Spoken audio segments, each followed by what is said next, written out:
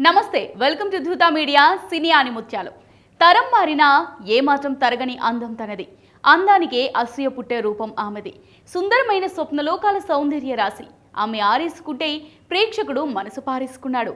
తెలుగు మాట, తెలుగు ఆట, తెలుగు బాట, తెలుగు సొగసు తెరపై చూపిన మహానటి. ఇటు గ్లామర్, అటు యాక్టింగ్ రెండింట్లోనూ బెస్ట్ అనిపించుకున్న బ్యూటీ క్వీన్. భారతీయ వెండితెర మీద అంత అందమైన ముఖం మరొకటి లేదని సాక్షాత్తు సత్యజిత్ రే పొగిడిన ఏకైక తెలుగు అందం ఆమె. ఆవిడే మన తెలుగు తెర ధృవతార జయప్రద అలియాస్ లలితారాణి గురించి నేటి సినీ ఆనిముత్యాలలో తెలుసుకుందాం. జయప్రద అసలు పేరు లలితారాణి. 1962 ఏప్రిల్ 3న రాజమండ్రిలో జన్మించారు. తన తల్లిదండ్రుల ప్రోత్సాహంతో చిన్నప్పుడే సంగీతం, నృత్యంలో శిక్షణ తీసుకున్నారు. ఒకసారి పాఠశాల వార్షికోత్సవంలో జయప్రద నృత్య ప్రదర్శన చూసి ఫిదా అయిపోయాడు నటుడు ప్రభాకర్ రెడ్డి.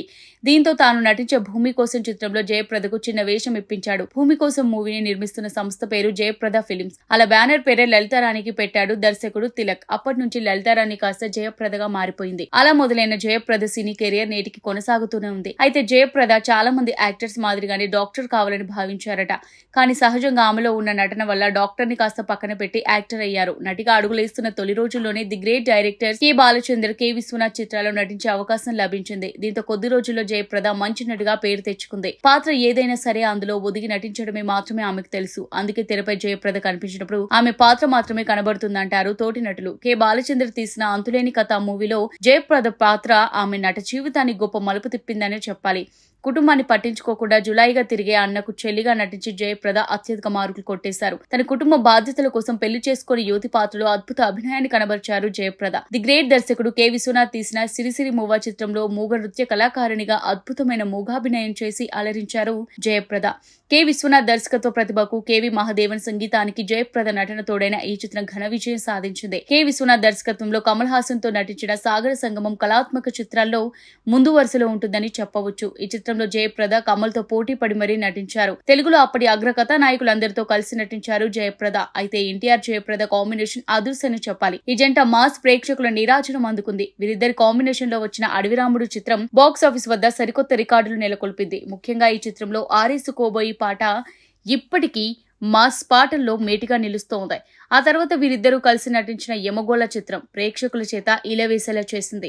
ఆ తర్వాత ఏఎన్ఆర్ తో కలిసి నటించారు జయప్రద. వీరిద్దరి కాంబినేషన్ లో వచ్చిన మేఘ సందేశం చిత్రం కూడా తెలుగు ప్రేక్షకులను బాగా మెప్పించింది. ఈ చిత్రంలో నాగేశ్వరరావు ప్రియురాలిగా జయప్రద నటన, అభినయాలు నభూతో నా భవిష్యత్ అనేలా ఉంటాయి. ఇటు జానపద చిత్రాల విషయానికి వస్తే ఎన్టీఆర్ తో చేసిన రాజపుత్ర రహస్యం, హీరో కృష్ణతో చేసిన సింహాసనం సినిమాలు మరింత గుర్తింపు తెచ్చాయి. రాజసు ముట్టుపడే రాకుమారి పాత్రలో నటించి మెప్పించారు జయప్రద. తెలుగు హీరోలలో కృష్ణతో కలిసి ఎక్కువ చిత్రాల్లో నటించారు జయప్రద. ఈ జంట శ్రీ రాజేశ్వరి విల్లాస్ కాఫీ క్లబ్ నుంచి నిన్న మొన్నటి చంద్రవంశం వరకు దాదాపు 40కి పైగా చిత్రాల్లో నటించింది. ఇక సీతా కళ్యాణ మూవీలో జయప్రద నటన తన కెరియర్ లో గుర్తుండిపోయే చిత్రంగా మిగిలిపోయింది. బాపు బొమ్మగా సీత పాత్రలో అద్భుతంగా నటించారు. విమర్శకుల ప్రశంసలు సైతం అందుకున్నారు జయప్రద.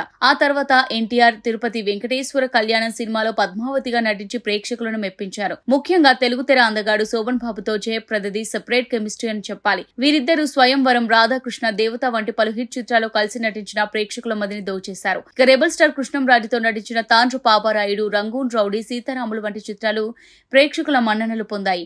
ఎన్టీఆర్ తర్వాత తరం స్టార్ హీరో అయిన చిరంజీవితోనూ జయప్రద కలిసి నటించారు. చిరంజీవి జయప్రద కాంబినేషన్ లో వచ్చిన చిత్రాలు చండీ ప్రియ, 47 రోజులు, వేటా చిత్రాలు చెప్పుకోదగినవి. కె విశ్వనాథ్ డైరెక్షన్ లో సర్గం చిత్రంతో బాలీవుడ్ లో అడుగుపెట్టిన జయప్రద అక్కడ కూడా జయకేతనం ఎగురవేశారు. తెలుగులో వచ్చిన సిరిసిరి మూవా చిత్రానికి రీమేక్ హిందీ సర్గం. ఆ తర్వాత బాలీవుడ్ నుంచి వరుస ఆఫర్లు వచ్చాయి. అమితాబ్ బచ్చన్, జితేంద్ర, ధర్మేంద్ర వంటి అగ్రనటులతో నటించారు జయప్రద. తన అందం, అభినయంతో హిందీ ప్రేక్షకుల మదిని దోచేశారు. 1976లో మొదలైన జయప్రద సినీ ప్రస్థానం 2005 వరకు 3 దశాబ్దాల పాటు సాగింది.